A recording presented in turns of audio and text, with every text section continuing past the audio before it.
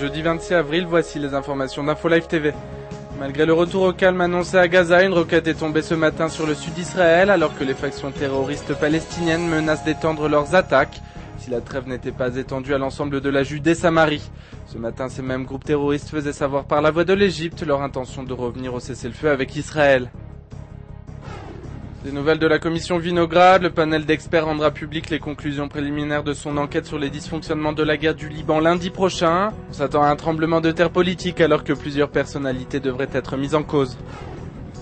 La justice avait levé le voile sur les accusations qui pèsent sur le député Azmi Bishara, enfui depuis près de 2 semaines à l'étranger. Le député arabe est accusé d'aide à l'ennemi en temps de guerre, d'espionnage et de contact avec des agents étrangers, y compris au moment de la guerre du Liban. Sans transition humanitaire, le ministère des Affaires étrangères est en train de mettre sur pied un nouveau plan d'action pour venir au secours des réfugiés du Darfour, alors que l'aide israélienne sur place est relativement limitée due à la complexité politique d'une intervention israélienne dans la région. Des journalistes palestiniens et israéliens ont manifesté de part et d'autre du point de passage d'Erez entre Gaza et Israël pour réclamer la libération d'Alan Johnston, alors qu'on reste sans nouvelles du journaliste de la BBC enlevé dans la bande de Gaza le 12 mars dernier. Le vin israélien en vedette du salon du vin de Corée du Sud le mois dernier. L'alcool israélien tente de faire une percée sur le marché asiatique. Il est également présenté au Japon. On notera que le vin rouge semble plus apprécié que le vin blanc par les amateurs asiatiques. La bourse israélienne a clôturé à la hausse mercredi soir enregistrant de nouveaux records. Le dollar quant à lui continue de chuter face à la monnaie israélienne et ce malgré la baisse du taux d'intérêt. Votre programme télé sur Infolive TV, c'est un document exclusif sur l'unité d'observation de Tsahal en action à Gaza.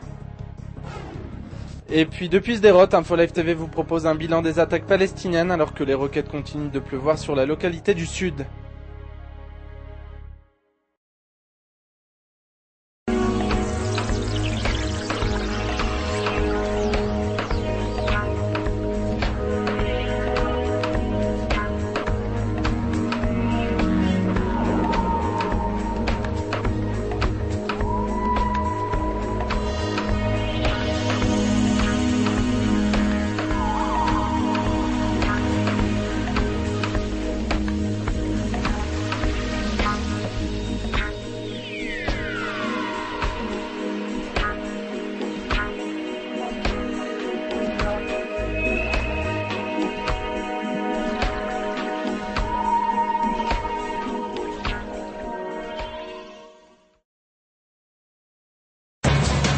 Aujourd'hui, le monde entier parle d'Israël.